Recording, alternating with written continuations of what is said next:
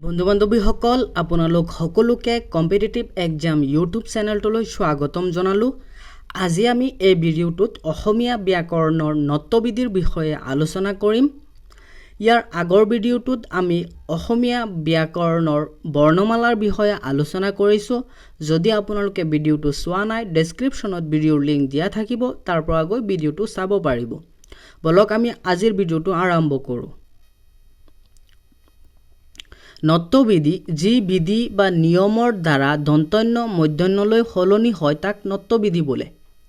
মানে যিটো নিয়মৰ দ্বাৰা দন্তন্য মূৰ্ধন্যলৈ সলনি হয় সেই নিয়মটোকে নত্যবিধি বোলে। নত্যবিধিৰ নিয়মসমূহ: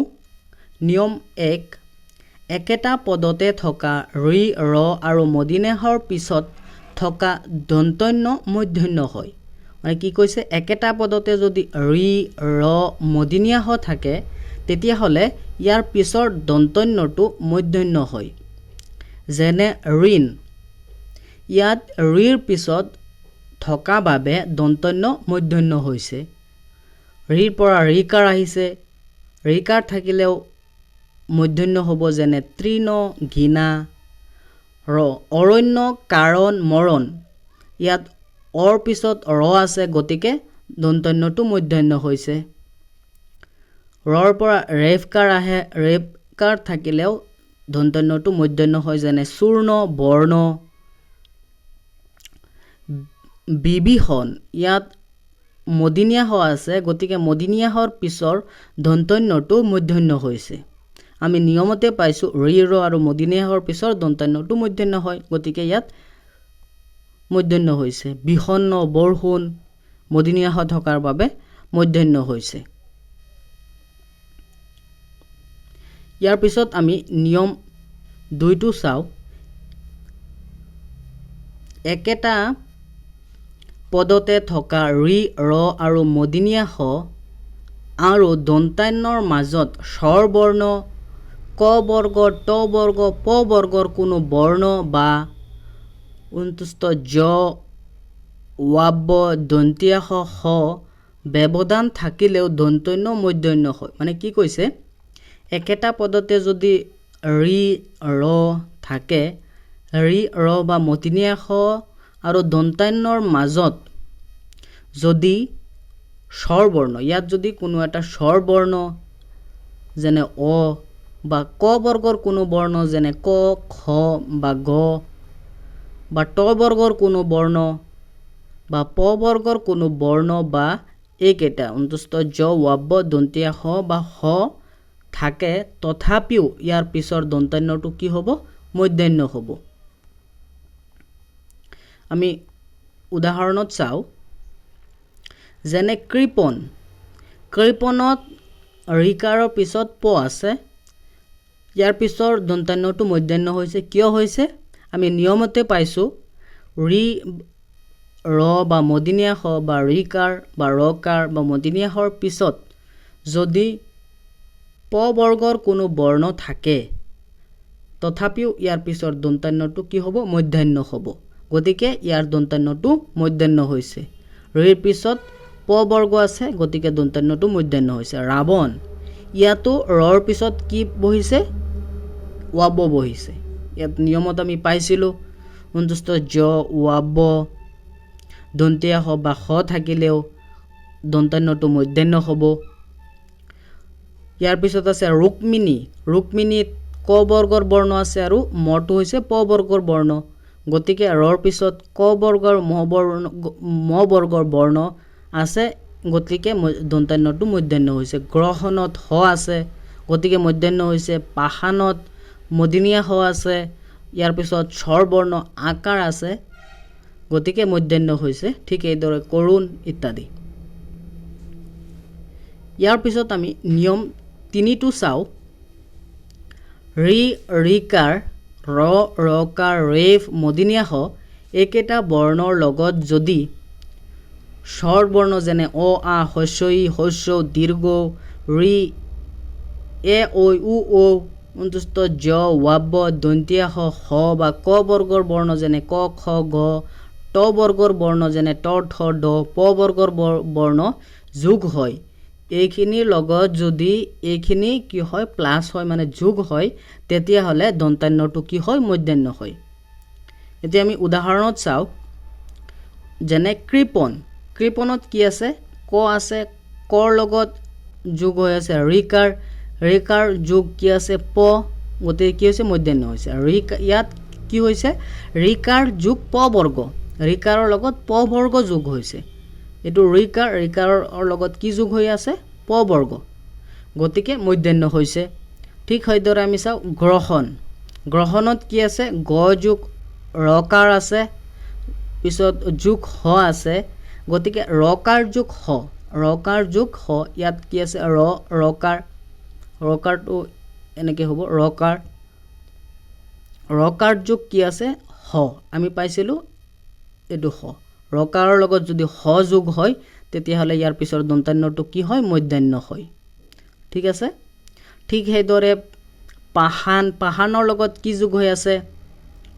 প যোগ আকাৰ যোগ মদিনীয়া হ যোগ আকাৰ গতিকে কি হৈছে মধ্যাহ্ন হৈছে ইয়াত কি যোগ হৈ আছে মদিনীয়া হ যোগ প বৰ্গ এটো প বৰ্গ এটো মদিনীয়া হৰ লগত কি যোগ হৈ আছে প বৰ্গ এটো মদিনীয়া হ এটো প বৰ্গ গতিকে কি হ'ব মধ্যাহ্ন হ'ব এতিয়া নিয়ম 4 টো চাও আমি নিয়ম 4 ত আছে ট বৰ্গৰ আখৰ লগত যদি যোগ হয় সদায় কি হয় মধ্যাহ্ন হয় ট বৰ্গৰ আখৰ লগত যদি যুক্ত হৈ থাকে তেতিয়া হলে দন্তান্যটো সদায় কি হয় মধ্যাহ্ন হয় ট বৰ্গৰ আখৰ কোনবিলাক ট ঠ ড ড মধ্যাহ্ন এইকেইটা আখৰ লগত যদি যুক্ত হৈ থাকে যেনে কণ্ঠ কণ্ট ঘণ্টা এইবোৰ ইয়াৰ পিছত চাও আমি নিয়ম 5 টো নিয়ম 5ত কি আছে পৰা পূৰ্ব আৰু অপৰ এই শব্দৰ পাছত থকা অহ্ন শব্দৰ দন্তান্য মধ্যাহ্ন হয় কি কৈছে পৰা পূৰ্ব অপৰ এই কেইটা শব্দৰ পিছত যদি অহ্ন শব্দটো যোগ হৈ থাকে তেতিয়া ইয়াৰ দন্তান্যটো কি হয় মধ্যাহ্ন যেনে পৰাহ্ন এটো পৰাৰ লগত অহ্ন শব্দটো যোগ হৈ আছে গতিকে কি হৈছে মধ্যাহ্ন হৈছে পৰাহ্ন অপৰ লগত অহ্নটো যোগ হৈ আছে গতিকে কি হৈছে অপৰাহ্ন তে আমি কি পালো এইকেইটা শব্দৰ লগত যদি পিছত যদি অহ্ন শব্দটো যোগ হৈ থাকে তেতিয়া হলে ইয়াৰ দন্তান্যটো মধ্যাহ্ন হয় ইয়াৰ পিছত চাও আমি নিয়ম 6 টো ইয়াত আছে উত্তৰ চন্দ্ৰ পৰ নৰ ৰাম শব্দৰ পিছত যদি অয়ন শব্দ যোগ হয় তেতিয়া হলে অয়ন শব্দৰ দন্তান্যটো মধ্যাহ্ন হয় কি কোন কেইটা শব্দ কৈছে উত্তৰ চন্দ্ৰ পৰ নৰ ৰাম এইকেইটা শব্দৰ লগত অয়ন শব্দটো যদি যোগ হয় তেতিয়া হলে ইয়াৰ দন্তান্যটো কি হয় মধ্যাহ্ন হয় যেনে উত্তৰ লগত অয়ন যোগ কৰিলে কি হয় উত্তৰায়ন গতিকে ইয়াৰ দন্তান্যটো কি হৈছে মধ্যাহ্ন হৈছে চন্দ্ৰৰ লগত অয়ন যোগ কৰিলে কি হ'ব চন্দ্ৰায়ন গতিকে ইয়াৰ দন্তান্যটো মধ্যাহ্ন হৈছে পৰৰ লগত অয়ন যোগ কৰিলে পৰায়ন ইয়াৰ দন্তান্যটো মধ্যাহ্ন হৈছে নৰ লগত অয়ন যোগ কৰিলে নাৰায়ণ ৰামৰ লগত অয়ন যোগ কৰিলে ৰামায়ণ ঠিক এইদৰে এইকেইটা দন্তান্যৰ সলনি মধ্যাহ্ন হয় নিয়ম 6 অনুসৰি ইয়াৰ পিছত চাও আমি তৎসম শব্দৰ পিছত যদি অনি ইনি আদি নযুক্ত প্ৰত্যয় যোগ হয় তেতিয়া দন্তান্য মধ্যাহ্নলৈ পৰিৱৰ্তিত হয় কি কৈছে অনি ইনি এইবোৰ নযুক্ত প্ৰত্যয় যেনে আৰম্ভণি বৰণি জোৰণি ইত্যাদিত নযুক্ত প্ৰত্যয় যোগ হৈছে গতিকে ইয়াৰ দন্তান্যটো মধ্যাহ্ন হৈছে নিয়ম 8 ৰৰ পাছত এটাতকৈ অধিক বৰ্ণ থাকিলেও কেতিয়াবা মধ্যাহ্নৰ ব্যৱহাৰ হয় যেনে ব্ৰাহ্মণ আক্ৰমণ ম্ৰিয়মান এইবোৰ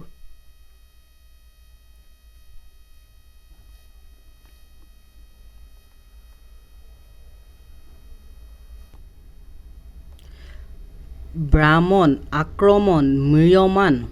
এইবোৰ ইয়াৰ পিছত আমি 9 নম্বৰ নিয়মটো লৈ যাও কিছুমান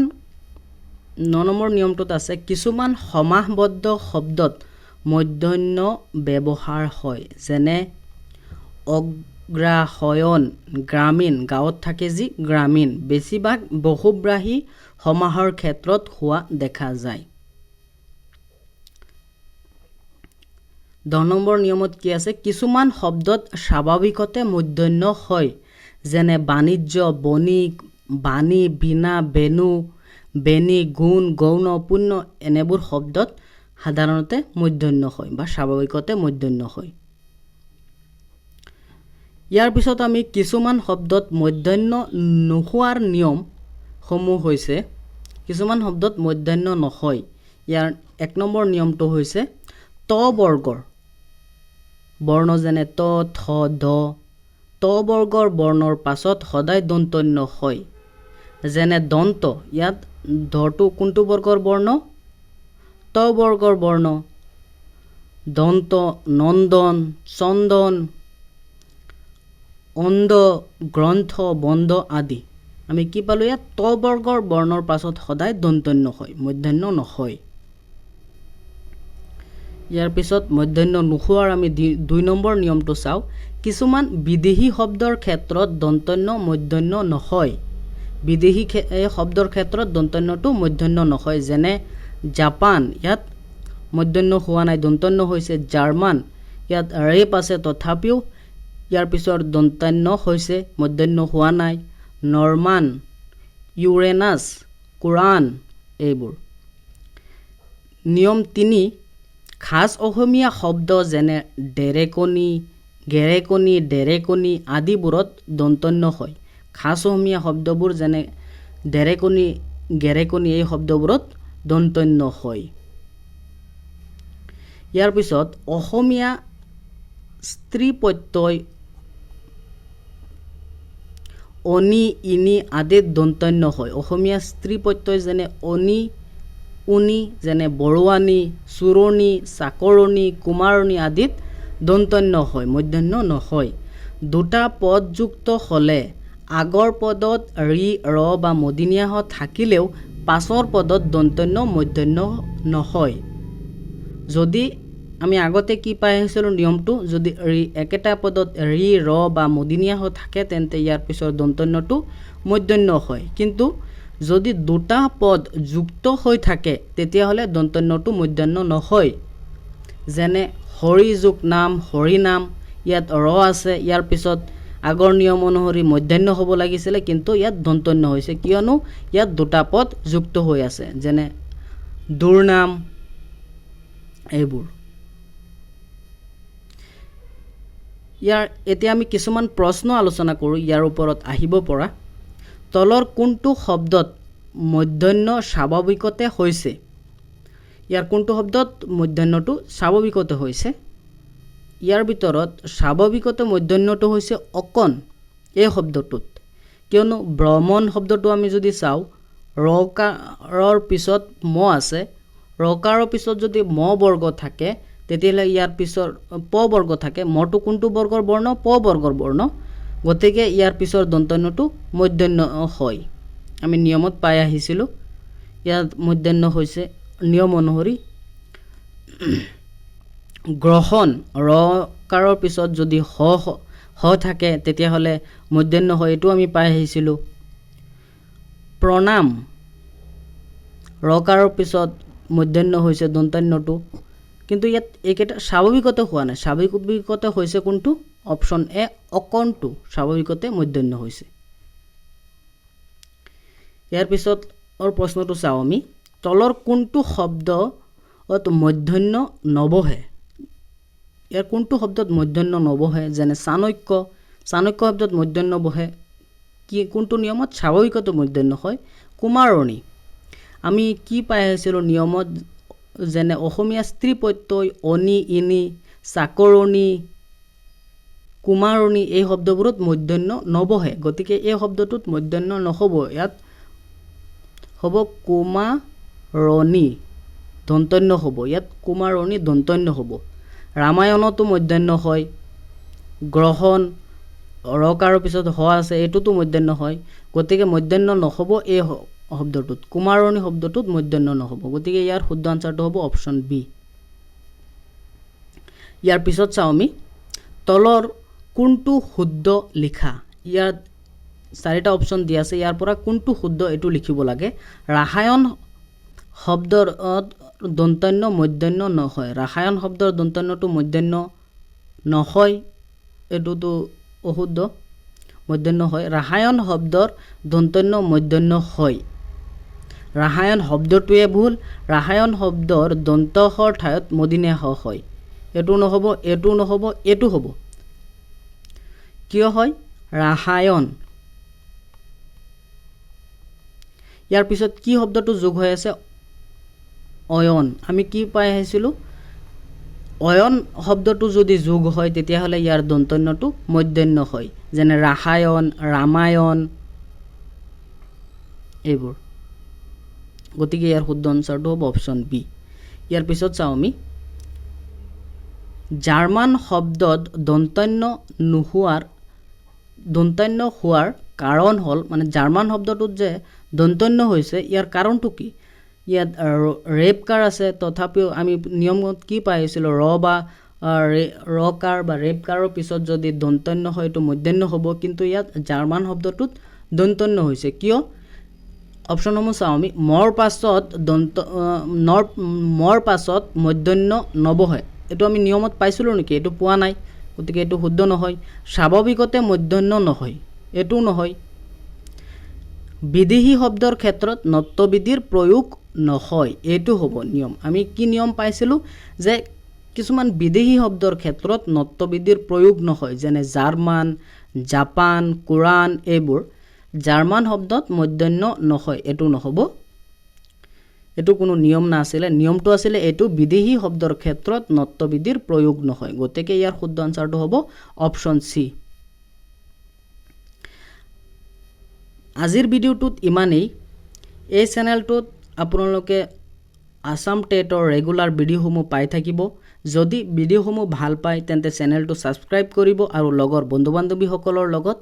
শ্বেয়াৰ কৰিব আজিৰ ভিডিওটোত ইমানেই